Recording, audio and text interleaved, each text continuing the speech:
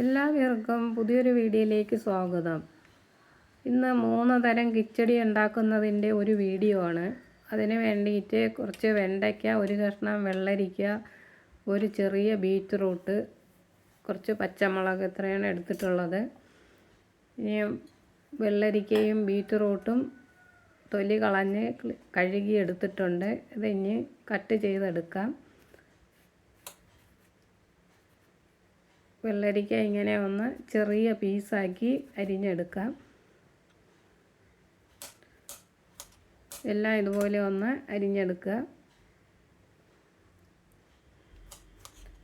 വെള്ളരിക്ക ഇപ്പോൾ അരിഞ്ഞെടുത്തിട്ടുണ്ട്. അതിലേക്ക് ഒരു പച്ചമുളകും കൂടി ചെറുതായിട്ട് അരിഞ്ഞിട്ട് കൊടുക്കാം. ഇത് നല്ല എരിവുള്ള മുളകാണ്, അതുകൊണ്ട് ഒരു മുളക് ഇടുന്നുള്ളൂ. ഇനിയും ബീറ്റ്റൂട്ടും അതുപോലെ ചെറുതായിട്ടൊന്ന് അരിഞ്ഞെടുക്കാം.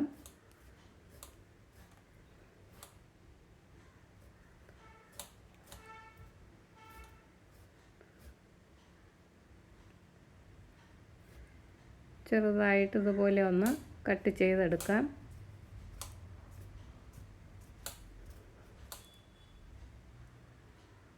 ഈ തരത്തിൽ ചെറുതായിട്ടൊന്ന് കട്ട് ചെയ്തെടുത്ത് ഇനി അതിനോടൊപ്പം ഒരു പച്ചമുളക് അരിഞ്ഞിട്ട് കൊടുക്കാം.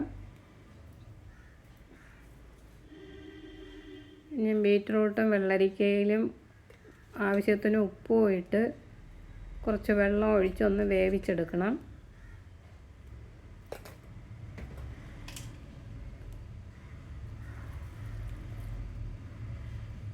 നന്നായിട്ട് വെന്ത് വെള്ളം വറ്റി വരത്തക്ക തരത്തിൽ വേവിച്ചെടുക്കുക.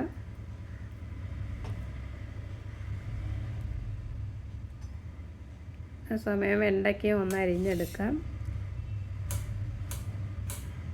കുറച്ച് കട്ടിയിൽ വട്ടത്തിൽ അരിഞ്ഞെടുത്താൽ മതിയാകും. ഈ ഒരു പാകത്തിന് അരിഞ്ഞെടുക്കുക. ഇതിനോടൊപ്പം ഒരു പച്ചമുളക് അരിഞ്ഞെടുക്കാം. വെണ്ടയ്ക്കയിലോട്ട് ഒന്ന് വറുത്തെടുക്കണം. അതിനുവേണ്ടി ഒരു ചീനച്ചട്ടി അടുപ്പത്ത് വെച്ചു. അതിലേക്ക് കുറച്ച് വെളിച്ചെണ്ണ ഒഴിച്ചു കൊടുത്തു. ഇനി വെണ്ടയ്ക്ക അരിഞ്ഞത് അതിലേക്ക് ഇട്ട് ഒന്ന് മൂപ്പിച്ചെടുക്കാം.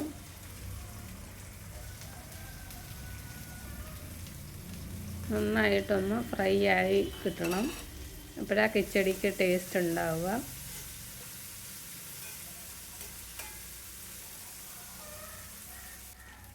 അതിലേക്ക് കുറച്ച് ഉപ്പിട്ട് കൊടുക്കാം. നന്നായിട്ടൊന്ന് ഫ്രൈ ആയി കിട്ടണം.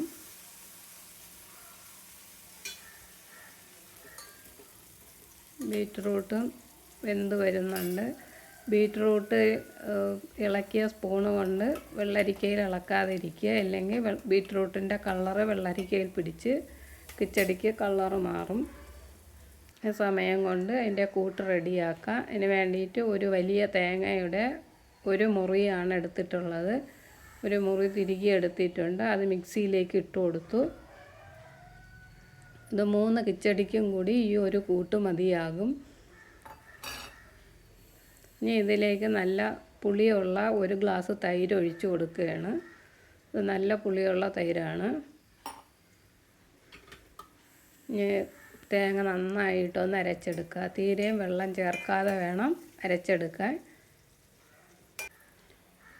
വെണ്ടയ്ക്ക ഫ്രൈ ആയി കിട്ടിയിട്ടുണ്ട്. അതിലേക്ക് ഒരു 1/2 സ്പൂണ് മഞ്ഞൾപ്പൊടിയും കൂടി ചേർത്ത് നന്നായിട്ടൊന്ന് മിക്സ് ചെയ്യുക. ഇനി സ്റ്റൗ ഓഫാക്കിയിടുക. ഈ ഒരു പാകത്തിന് മതിയാവും. തേങ്ങ നന്നായിട്ട് അരച്ചെടുത്തിട്ടുണ്ട്.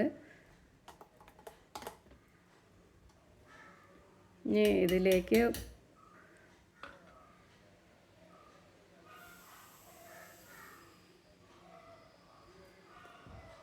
കുറച്ച് കറിവേപ്പില,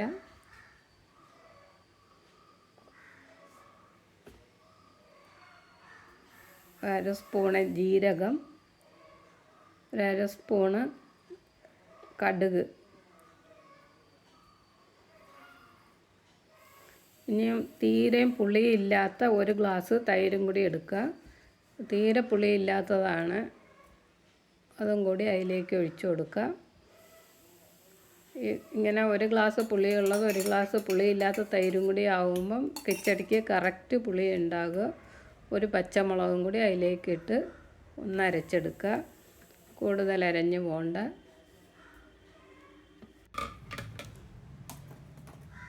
ഇപ്പോൾ പാകത്തിന് അരഞ്ഞ് കിട്ടിയിട്ടുണ്ട്. ഇനി വേവിച്ച് വെച്ച കഷ്ണങ്ങളെല്ലാം ഓരോ ബൗളിലേക്ക് മാറ്റിയെടുക്കാം. വെള്ളരിക്കയെല്ലാം നല്ലപോലെ വറ്റിയതാണ്. തീരെയും വെള്ളം വേണ്ട, എങ്കിൽ കിച്ചടി ലൂസായി പോകും. ഈ ഒരു കണക്കിനിരുന്നാൽ മതിയാകും. ഇനി ഇതിലേക്ക് അരച്ച് വെച്ച കൂട്ട് ഓരോന്നിലേക്ക് ഒഴിച്ച് ഇളക്കി കൊടുക്കാം. ആദ്യം വെള്ളരിക്കയിലേക്ക് ഒഴിക്കുകയാണ്.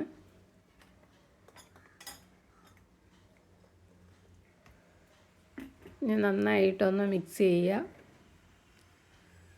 ഇലയിൽ വിളമ്പാൻ പാകത്തിന് നല്ല കട്ടിക്ക് തന്നെ കിട്ടുകയും ചെയ്യും.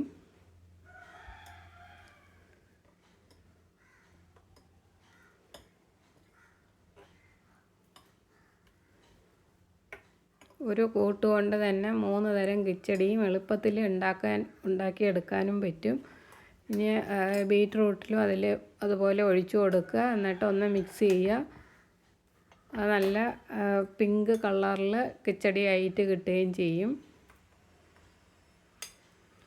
കുട്ടികൾക്ക് വളരെ ഇഷ്ടപ്പെടുന്ന ഒരു കിച്ചടിയാണ് ബീറ്റ്റൂട്ട് കിച്ചടി.